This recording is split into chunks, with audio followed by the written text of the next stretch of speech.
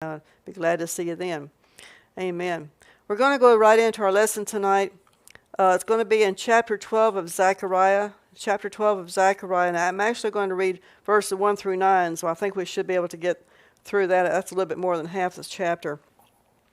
But Zechariah chapter 12, verse 1 through 9. And hopefully you have your outlines that were sent to you this evening. Of the earth, and formeth the spirit of man within him. Behold, I will make Jerusalem a cup of trembling unto all the people round about, when they shall be in the siege both against Judah and against Jerusalem. And in that day will I make Jerusalem a burdensome stone for all people. All that burden themselves with it shall be cut in pieces, though all the people of the earth be gathered together against it.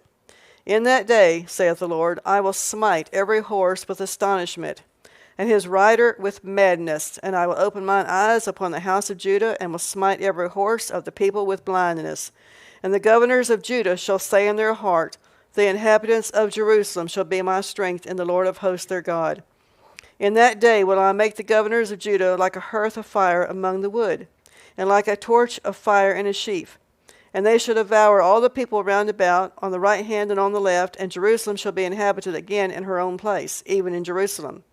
The Lord also shall say of the tents of Judah first, that the glory of the house of David and the glory of the inhabitants of Jerusalem do not magnify themselves against Judah. In that day shall the Lord defend the inhabitants of Jerusalem, and he that is feeble among them at that day shall be as David. And the house of David shall be as God, as the angel of the Lord before them. And it shall come to pass in that day that I will seek to destroy all the nations that come against Jerusalem. So obviously we're talking about at the end time, and this is referring mostly to the Battle of Armageddon. That's what we're going to be dealing with tonight. So in verse 12, the very first verse talks about the burden.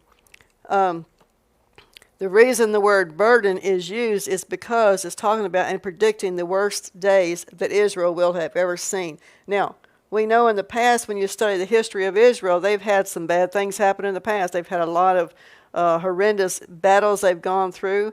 And then we think mostly about the Holocaust that happened during World War II. But as bad as that was, that's nothing compared to what's going to happen, and that's why it's called the burden. When is it going to happen? It's going to happen during that tribulation period, especially during the last half, which will be the last 3.5 years of the tribulation period, which is called the Great Tribulation. So this verse here talks about that time during the Battle of Armageddon. However, when it talks about the burden in chapter 9, he was talking about the time of Zechariah up to the time of Christ, which was about a 500-year period of time, okay? So he was telling you then what was going to happen during that particular time.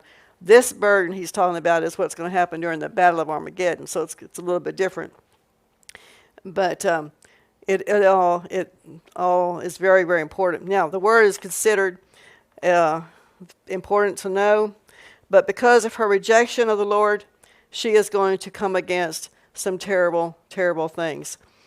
We'll get into a little bit later here in a few moments, but she's going to have judgment upon her that's going to be almost to the point of annihilation. That was what Hitler had tried to do.